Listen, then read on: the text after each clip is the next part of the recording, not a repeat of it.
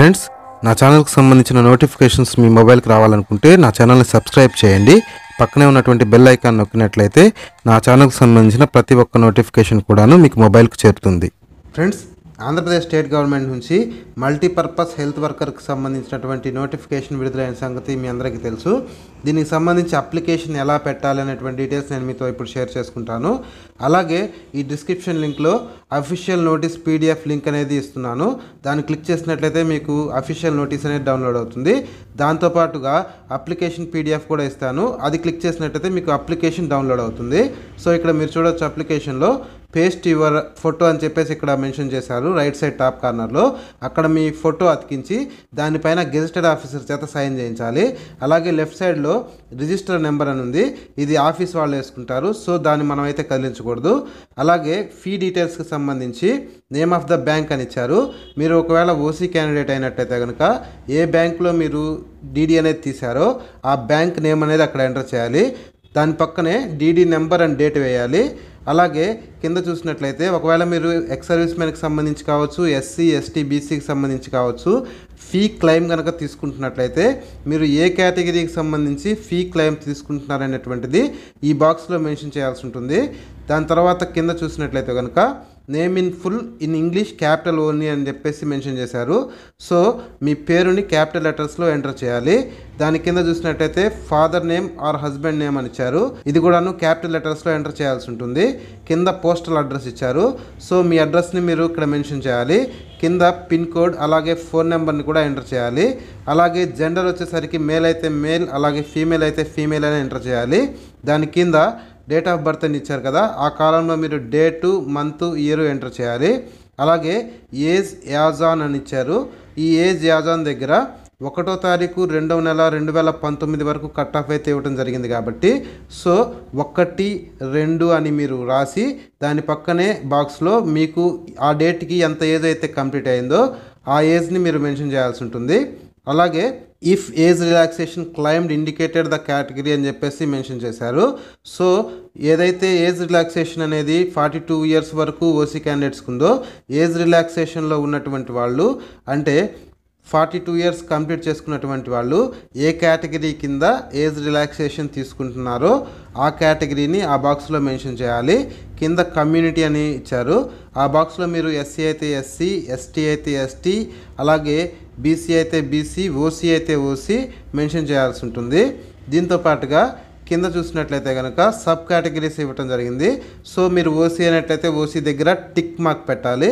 అలాగే పీహెచ్ అయితే పీహెచ్ దగ్గర టిక్ మార్క్ పెట్టాలి. బీసీలకు సంబంధించి బీసీ ఏ వాళ్ళు ఏ దగ్గర, బి వాళ్ళు బి దగ్గర, సి వాళ్ళు సి దగ్గర, డి వాళ్ళు డి దగ్గర, ఈ వాళ్ళు ఈ దగ్గర అలా మీరు టిక్ చేయాల్సి ఉంటుంది. ఎస్సీలు ఎస్సీ బాక్స్లో టిక్ చేయాలి, ఎస్టీలు ఎస్టీ బాక్స్లో టిక్ చేయాలి.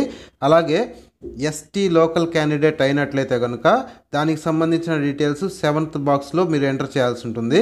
కింద 8th బాక్స్లో నేషనాలిటీ ఉంది కదా, అక్కడ అందరూ కూడాను ఇండియన్ అని రాయాలి. అలాగే లోకల్ డిస్టిక్కి సంబంధించి మీరు 4th నుంచి 10th వరకు ఎక్కడైతే చదివి ఉన్నారో ఆ డిస్టిక్ని లోకల్గా పరిగణించడం జరుగుతుంది. సో ఆ డిస్టిక్ని మీరు మెన్షన్ చేయాలి. అలాగే మీరు ఏదైతే అప్లికేషన్ పెడుతున్నారో ఇది లోకల్ కింద పెడుతున్నారా లేదా నాన్ లోకల్ కింద పెడుతున్నారా అనేటువంటిది ఇవ్వటం జరిగింది. సో మీ సొంత డిస్టిక్లో మీరు పెడుతున్నట్లయితే కనుక లోకల్ అని రాయండి, లేదా వేరే డిస్టిక్లో మీరు అప్లై చేస్తున్నట్లయితే నాన్ లోకల్ అని రాయాల్సి ఉంటుంది. ఏ ఒక్క క్యాండిడేట్ అయినా సరే ఒక డిస్టిక్కి మాత్రమే అప్లై చేయాలని చెప్పేసి దీని కింద మెన్షన్ చేయడం కూడా జరిగింది.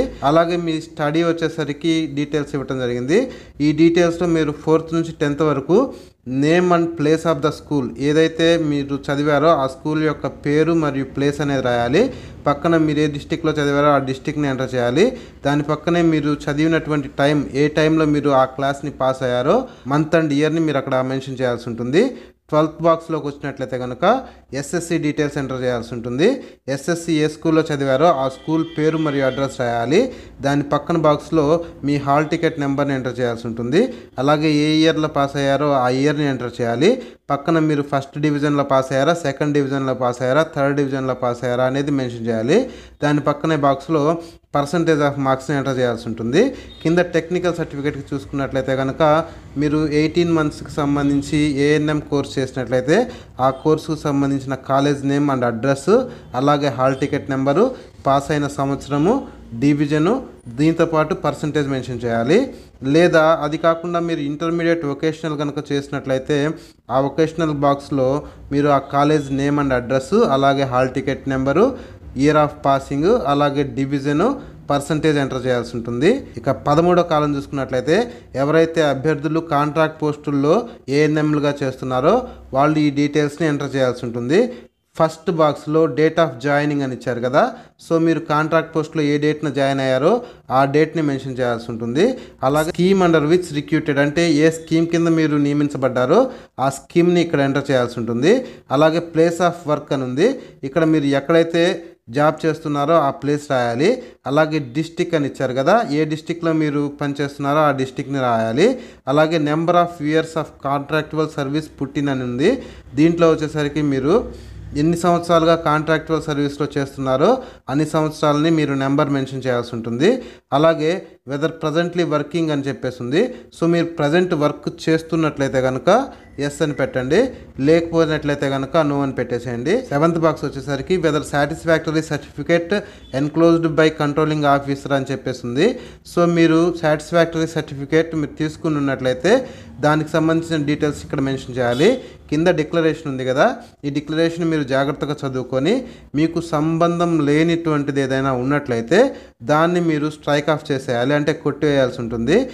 ఇక్కడ సిగ్నేచర్ ఆఫ్ ద క్యాండిడేట్ ఉంది కదా, దీనిపైన సిగ్నేచర్ చేయాలి. అలాగే ప్లేస్ దగ్గర మీ ప్లేస్ వేయాలి, డేట్ దగ్గర డేట్ రాయాల్సి ఉంటుంది. కింద చెక్ లిస్ట్ అని ఉంది కదా, ఈ చెక్ లిస్ట్లో మీరు ఏవేవైతే సర్టిఫికెట్స్ ఎంటర్ చేశారో ఆ సర్టిఫికెట్స్ ఎంటర్ చేసినట్లయితే ఎస్ అని, ఎంటర్ చేయనట్లయితే నో అని పెట్టాల్సి ఉంటుంది. ఫస్ట్ది వచ్చేసరికి ఎస్ఎస్సి, సో ఇది అందరూ ఎంటర్ చేయాల్సి ఉంటుంది కాబట్టి ఎస్ అని పెట్టాలి. అలాగే 18 months ఎంపీహెచ్ఏ సర్టిఫికేట్ కావచ్చు, 24 months ఇంటర్మీడియట్ వొకేషనల్ సర్టిఫికేట్ కావచ్చు మీరు పెట్టాల్సి ఉంటుంది, సో అది కూడా ఎస్ అని పెట్టాలి. 3rd కాలం చూసుకున్నట్టయితే సర్టిఫికేట్ ఆఫ్ పర్మనెంట్ రిజిస్ట్రేషన్ అని ఉంది, దానికి సంబంధించి మీరు ఆ సర్టిఫికేట్ని ఎంటర్ చేసినట్లయితే ఎస్ అని, లేకపోతే నో అని పెట్టాలి. అలాగే స్టడీ సర్టిఫికేట్స్ 4th నుంచి 10th వరకు అడిగారు, సో అవన్నీ మీరు పెట్టినట్లయితే కనుక ఎస్ అని పెట్టాలి, ఒకవేళ అవి పెట్టకపోతే నో అని పెట్టాల్సి ఉంటుంది. అలాగే SSC or it's equivalent studied privately without attending to school అని ఉంది. సో ఇక్కడ మీరు 4th నుంచి 10th వరకు స్కూల్లో అటెండ్ అవ్వకుండా ప్రైవేట్ స్టడీ కనుక చేసినట్లయితే సో దానికి సంబంధించి మీరు 7 years రెసిడెంట్ సర్టిఫికేట్ అనేది ఎంఆర్ఓ చేత ఇవ్వబడినటువంటిది ఇవ్వాల్సి ఉంటుంది, సో మీరు అది పెట్టాలి. ఒకవేళ అది పెట్టినట్లయితే కనుక నో ఇచ్చేసి. అలాగే copy of the cast certificate ఉంది, సో క్యాస్ట్ సర్టిఫికేట్ పెడుతున్నటువంటి వాళ్ళు ఎస్ అని, పెట్టినటువంటి వాళ్ళు నో అని మీరు మెన్షన్ చేయాలి. అలాగే పిహెచ్ క్యాండిడేట్స్ అయినట్లయితే ఆ సర్టిఫికేట్ని మెన్షన్ చేయాల్సి ఉంటుంది, ఇక్కడ ఎస్ అని పెట్టాలి. అలాగే physical fitness certificate issued by government doctor అని ఇచ్చారు, సో మీరు ఫిజికల్ ఫిట్నెస్ సర్టిఫికేట్ డాక్టర్ గారి దగ్గర తీసుకొని, గవర్నమెంట్ డాక్టర్ గారి దగ్గర, దానికి సంబంధించి ఎస్ అని మీరు మెన్షన్ చేయాల్సి ఉంటుంది. అలాగే copy of certificates claiming ex servicemen quota అని ఉంది, సో మీరు ఎక్స్ సర్వీస్మెన్ అయినట్లయితే దానికి సంబంధించిన సర్టిఫికేట్ని మెన్షన్ చేయాలి. అలాగే service certificate in case of contract ANM MPHA అని ఇచ్చారు, సో మీరు కాంట్రాక్ట్ వర్కర్ అయినట్లయితే కనుక సర్వీస్ సర్టిఫికేట్ని మెన్షన్ చేయాలి. అలాగే demand draft 300 rupees in favour of commissioner of health and family welfare అని ఇచ్చారు, సో మీరు ఓసీ క్యాండిడేట్ అయి 300 రూపీస్ పే చేస్తున్నట్లయితే దీనికి సంబంధించి ఎస్ అని పెట్టాలి.